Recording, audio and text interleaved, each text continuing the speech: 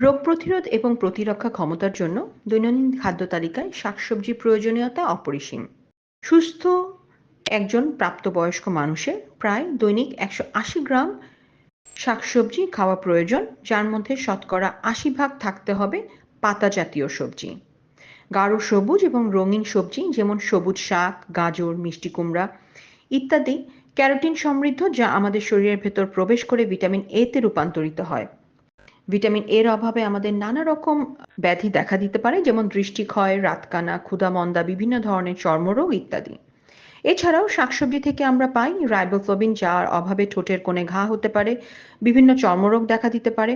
করলা, টমেটো, বাঁধাকপি এবং বিভিন্ন সবুজ শাক থেকে আমরা প্রায় প্রচুর পরিমাণে ভিটামিন সি, দাঁতের গোড়ায় রক্তক্ষরণ, স্কারভি, রক্তশূন্যতা ইত্যাদি রোধে ভিটামিন সি সহায়ক ভূমিকা পালন করে।